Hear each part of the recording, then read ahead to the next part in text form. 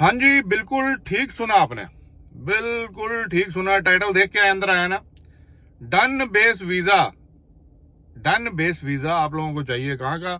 UAE का, कहाँ का? दुबई का, यूरोप के और बहुत सी कंट्रीज के आपने डन बेस वीजे, यहां तक के यूएसए के भी डन बेस वीजे आपने बहुत देखे थे। लेकिन अब हम आपको देंगे यूएई का है जी, दुबई का done base visa. Done base visa लेने के लिए आपको करना क्या पड़ेगा? क्या इसका एलिजिबिलिटी क्राइटेरिया? वैसे तो एलिजिबिलिटी क्राइटेरिया होना ही नहीं चाहिए ना। जब डन बेस का मतलब आ गया तो इसका मतलब जो मर्जी बंदा है 100% वीजा लगेगा। सही होगी बात। इसका मतलब भाई मेरे कोई रिक्वायरमेंट नहीं है, पैसे दो तो कम कराओ, कम कराओ तो दुबई आओ। इतनी बात समझ आई? आ गई। अब कहेंगे ली भाई वीजा भी कटो ना, कितने डन बेस वीजा? मैं वो नहीं कहूंगा सिस्टम अपडेट हो रहा है, सिस्टम अपडेट हो जाएगा, परसों हो जाएगा, तरसों। डन बेस मिलेगा। छोड़ो सिस्टम अपडेट, सारे सिस्टम अपडेट है, अपडेटेड सिस्टम है, बिल्कुल अप टू डेट है।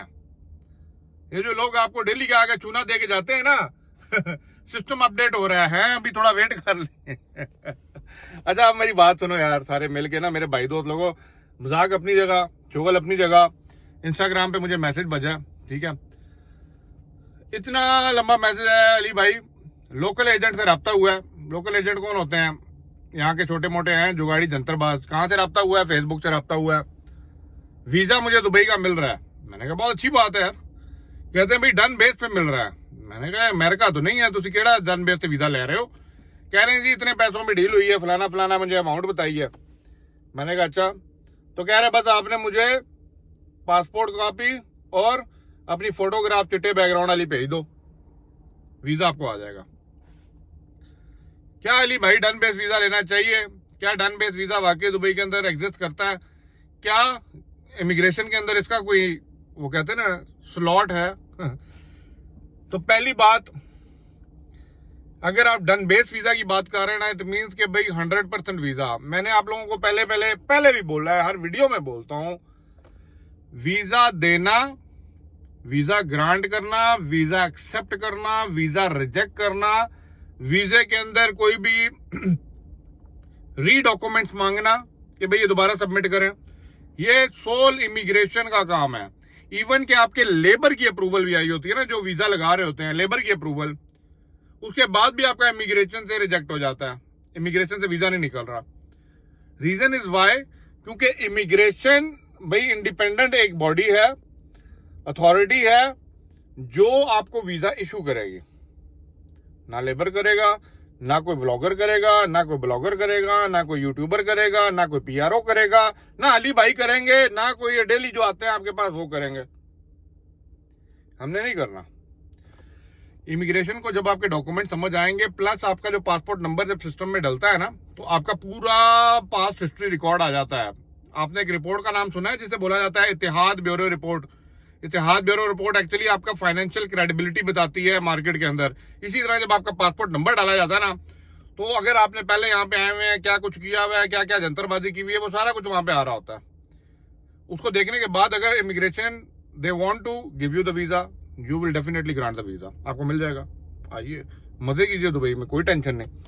लेकिन अगर रिजेक्ट होगा इमिग्रेशन से क्या, और अगर वो कहता है ना कि मेरे अंदर हाथ हैं बहुत ज्यादा, उनके हाथ काट दीजिए। ये 2 नंबरी वाले बंदे से मिलना, बात करना, डील करना, ये भाई मेरे आपको नुकसान आगे जाके बहुत बड़ा देगा।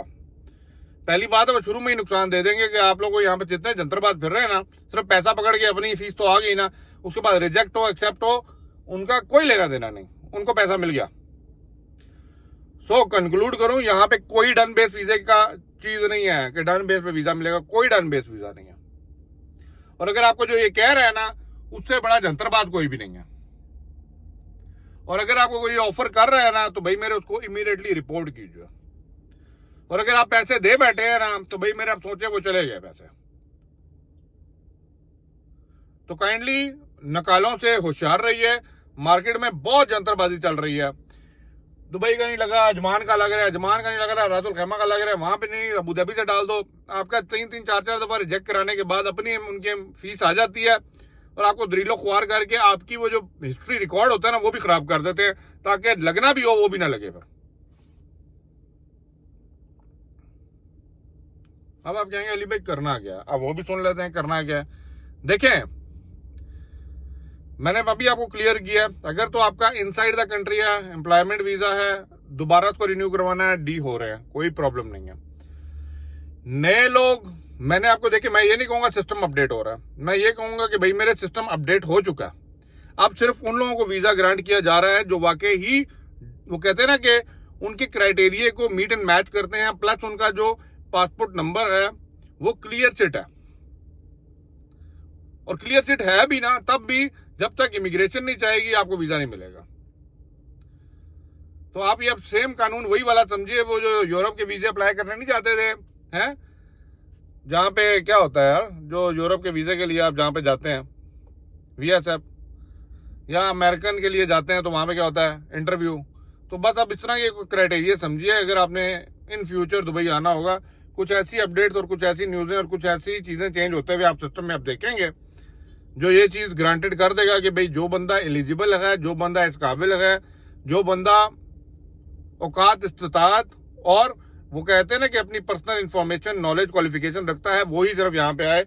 फुदू खाते बंदे लोगों की जरूरत ही नहीं है, क्योंकि आपकी वजह से बहुत सी नेशनैलिटी, जिस नेशनैलिटी से आप आ रहे होते हैं, आप गंद करके चाहते हैं, बाकियों को पतला परेशानी हो जाती है। मेरी बात थोड़ी कड़वी लगेगी, लेकिन एक्चुअली ये रियलिटी है, मैं खुद फेस कर रहा हूँ, ठीक है, एज अ पाकिस्तानी नेशनल। यहाँ पे क्या कुछ नहीं हुआ, कोविड से पहले, कोविड के बाद कितनी तेजी से आप लोगों ने क्या क्या कुछ नहीं किया है। मैं इसकी स्टोरियां मैं तो बताता ही रहा हूं, लेकिन दोबारा बताने बैठूं तो भाई मेरा टाइम बहुत कम पड़ेगा। तो काइंडली बच के रहिए। सबसे पहले जो लोग आपको बोले प्यारे भाई उनसे दो गज का फासला कर लीजिए, ठीक है, मसला ही कोई नहीं। मैं भाई डायलॉग बता देता हूँ, प्यारे भाई मसला ही कोई नहीं, और कोई गाली नहीं जी, है, जो काम कहोगे वो काम हो जाएगा, ठीक है। हाँ, इतने पैसे लगेंगे ये भी निकलवा दूंगा, सीधा मोटा छोटा मोटा जेड़ा काम मैं करवा दूंगा। ये बातें जो लोग करें ना उनसे दूर हो जाइए, किनारा कशी इख्तियार कर लीजिए। वो लोग आपके फायदे के नहीं है, वो लोग कहीं ना कहीं जाके आपको मरवाएंगे। उन्होंने तो मरना ही मरना है, क्योंकि ज्यादा लंबा चलने वाले नहीं होते हैं, लेकिन आपको भी मरवाते हुए जाएंगे। Best of luck. वीजा आप अप्लाई कर सकते हैं, कोई भी जेन्युइन एजेंट आप लोगों के पास है, जिसके पास अपना कोटा है, अपना कोटा डॉक्यूमेंट दीजिए। अगर वो खुद कहता है कि भाई, और जो जेन्युइन होगा वो मुंह पे बोलेगा कि अभी करो या ना करो, तो करवा लीजिए। अगर लगता है आ जाइए, नहीं तो वेट कर लीजिए। अभी सिचुएशन चल रही है ना, वो जियोग्राफिकली चीजें ऊपर नीचे हैं, जियो पॉलिटिकल चल रही है, वेट एंड वॉच।